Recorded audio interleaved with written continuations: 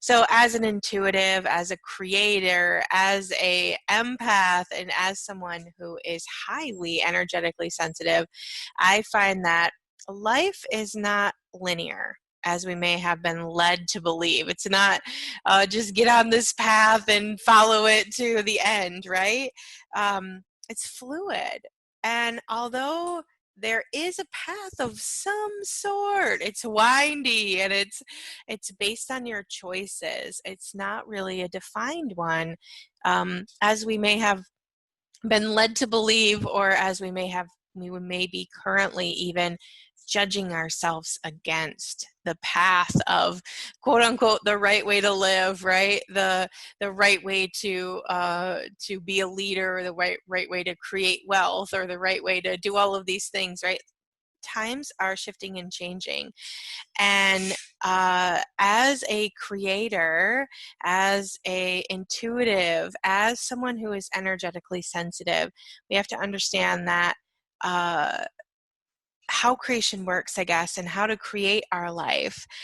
So today I'm going to dive into you as a creative, as an intuitive, as an empath, how you can create your life with the most ease, and really truly how to make choices to get on that path and just be fluid with it to create the future that you are looking to have, not one that has this defined, A through Z, right? That just doesn't work anymore. I think more and more and more we're realizing that the path that our parents took, the path that our grandparents took, is just not the path for us. And so as a creator, I just really want to share with you kind of some of my tips and tools that I use, and really, most importantly, how to get out of judgment of your creations and just allow yourself to really be in the flow of a life that works for you. So today we're going to dive into that, really explore with that, really talk about that. I've been talking so much with my clients recently about especially through this pandemic, right? All of us are feeling really just slow and low, and like all this energy bubbling up of like, how do I move forward? What do I do now? And I think we're going to find, as we start opening back up, and as life starts to continue to shift and change, and businesses close and go through bankruptcy, that we're going to have to really truly find something that really works for us. And it may be a lot different than what you had even 3 or 4 months ago, right? It's really interesting because I am in Michigan, in the United States, and right now Michigan and Illinois, I'm sorry, my kids always yell at me about saying it, Illinois, but Illinois are the two kind of Midwestern states that are really still in a lot of lockdown. We're pretty much in nothing's opening back up yet, or at least quote unquote nothing's supposed to be opening back up yet. There is a lot of people choosing their own path and doing their own thing and opening up anyways.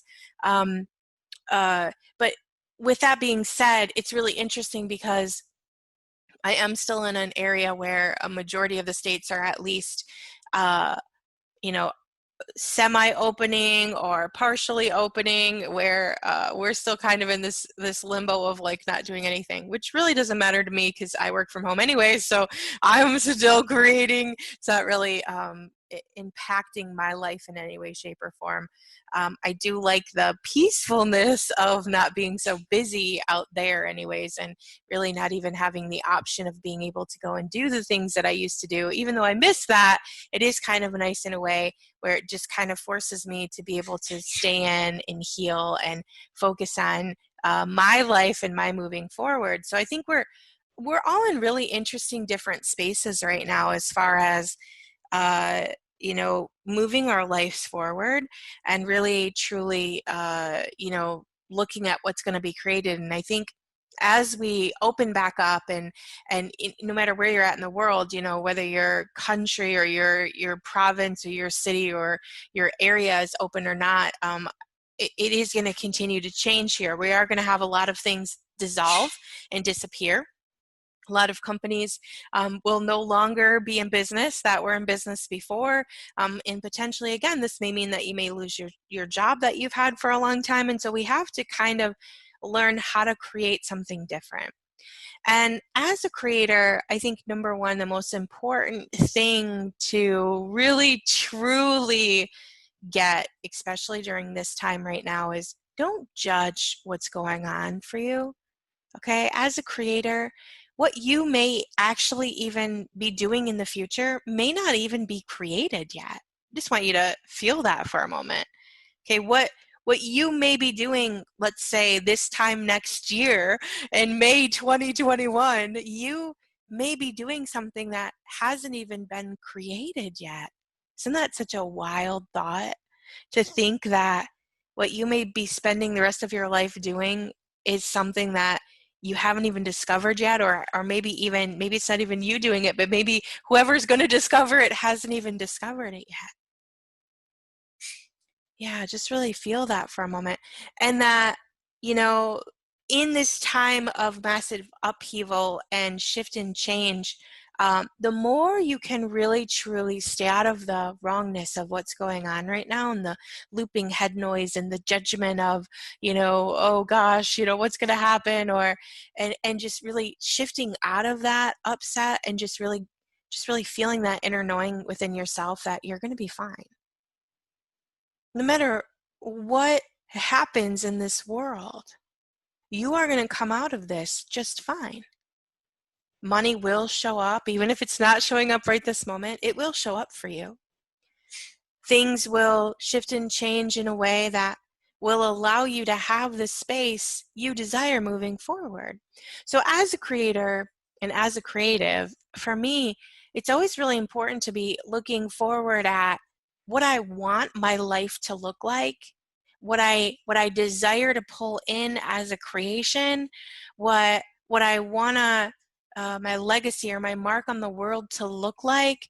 I'm always focusing forward on what I want to create, not necessarily looping in the upset of what is present right this moment.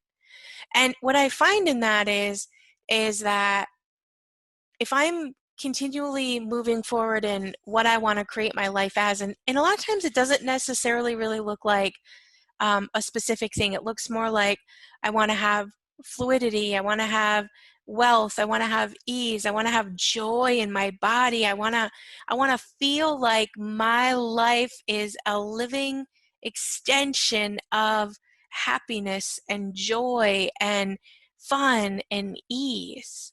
Okay? Now when I put that energy out into the world, what happens is I start to receive awarenesses about things I can create that will add more of that energy to my life. Okay? The path to really truly creating your life, again, looks like projecting out what you want your life to feel like, and then allowing yourself to create those parts and pieces without having a judgment of when those parts and pieces have to be finished or have to be done or have to be created or have to be, all of those things, or saying, I'm going to write a book and I have to have it done in the next 2 weeks. I mean, if you feel inspired and you write and write and write and write and write and you complete it in 2 weeks, then yay you. But there's no judgment in the timeline that has to be completed.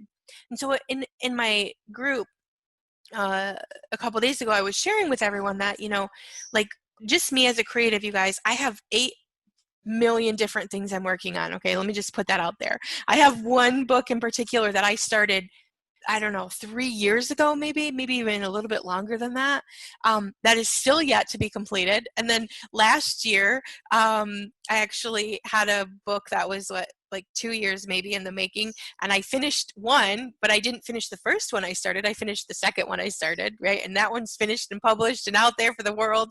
That one is the Empath's Guidebook to Consciousness and Awareness.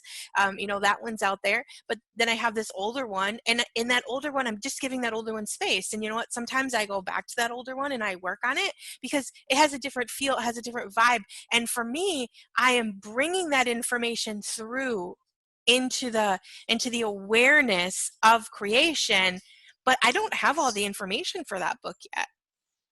And that's, as a creator, that's a lot what we do, right? We get awareness of something that wants to be created, okay? And what what makes us a creator is we sit down and we actually start creating it. Okay, whether it's a book, or it's a project, or it's a quilt, or it's a it's a whatever, something you're inventing, or it's a whatever it is, right? You start to, first and foremost, you start to get awareness that this thing would like to be created. It starts tinkering around in your head, like, okay, yeah, I can feel it, I can see it, I can hear what it's saying. Okay, so that's number one. When you start getting the awareness that something wants to be created, that's when you sit down and you start actually creating it.